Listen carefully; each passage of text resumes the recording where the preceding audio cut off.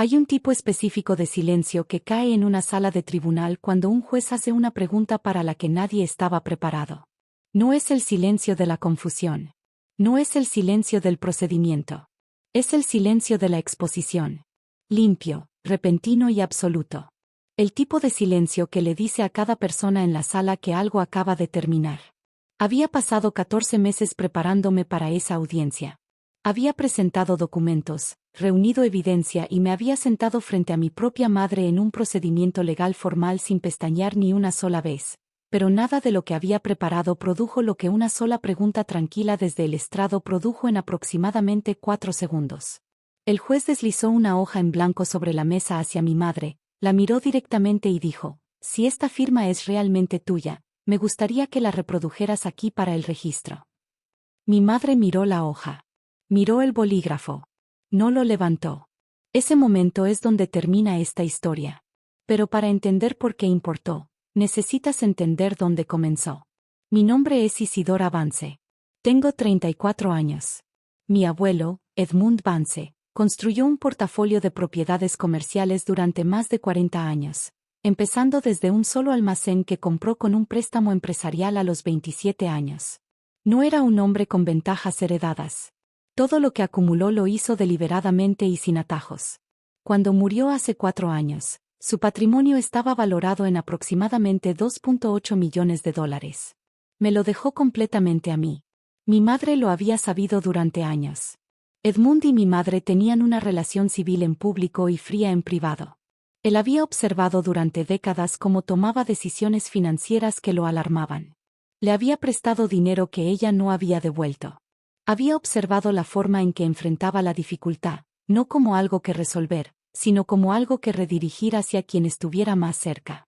Había revisado su testamento cuando yo tenía 26 años, después de una conversación a la que yo no asistí, y me dijo después simplemente: quiero que lo que construí vaya a un lugar donde se respete. Él confió en mí con eso. No lo tomé a la ligera. Cuando Edmund murió, yo vivía en otra ciudad, trabajando en cumplimiento financiero. Volé a casa para el funeral. Me reuní con su abogado. Me proporcionaron la documentación del patrimonio. Todo estaba en orden.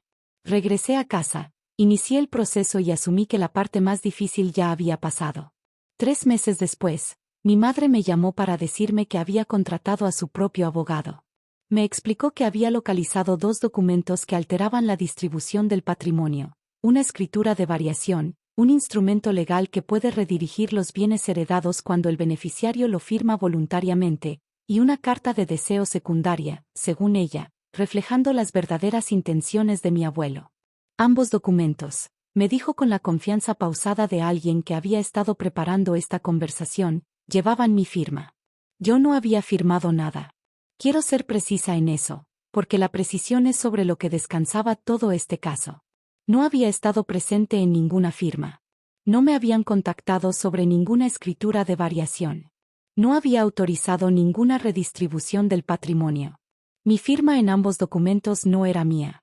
Y en el momento en que me dijo que existían, entendí exactamente lo que había pasado. Y entendí que tenía un solo camino a seguir: documentación, evidencia y absoluta compostura. Contacté a una perito en documentos forenses dentro de las 48 horas.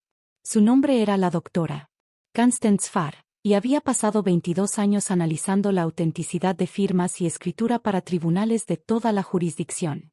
Le proporcioné 12 ejemplares verificados de mi firma genuina, extraídos de contratos, documentos legales y financieros durante 8 años.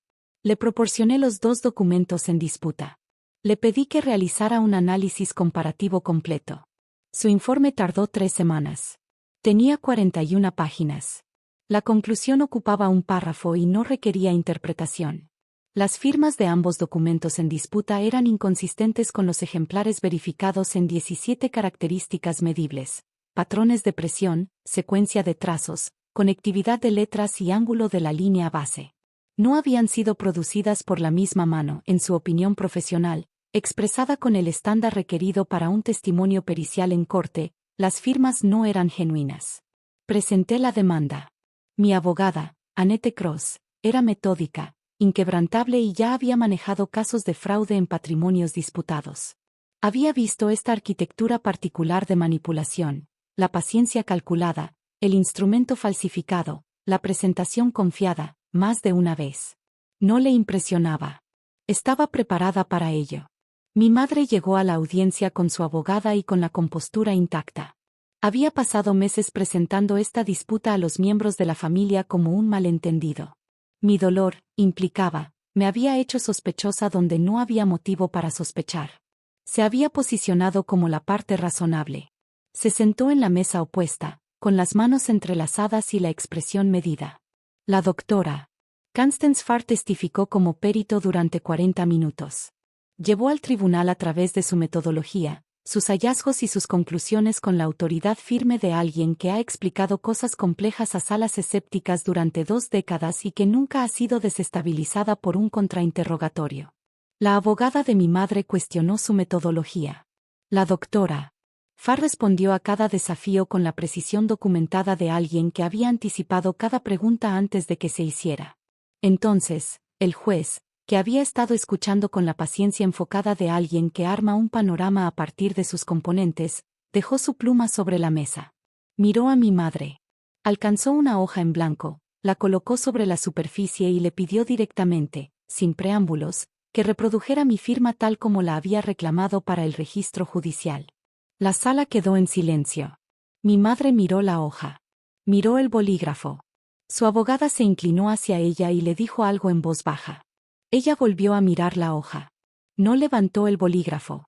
El juez dejó constancia de esto sin hacer comentario alguno. No necesitaba añadir nada. El tribunal falló a mi favor. Ambos documentos fueron declarados fraudulentos. El patrimonio fue confirmado en su distribución original. El asunto fue remitido para una investigación adicional por las autoridades correspondientes. Salí de esa sala de tribunal a la luz de la tarde y me quedé en la banqueta un largo momento sin moverme. 14 meses, cada fin de semana, cada documento, cada carpeta cuidadosamente indexada. Al final, todo se resumió en una hoja en blanco, un bolígrafo y un silencio que decía todo lo que la evidencia ya había demostrado. Mi abuelo construyó todo lo que tenía desde cero, con paciencia y precisión, y con una absoluta negativa a tomar atajos. Me lo dejó porque creía que yo entendía que él tenía razón. Algunas cosas, una vez construidas con suficiente cuidado, no pueden ser quitadas. No importa cuánto tiempo alguien espere o cuán cuidadosamente planee, el registro existe. La evidencia permanece. Y en una sala de tribunal silenciosa, un martes cualquiera, la verdad llegó exactamente en el momento adecuado.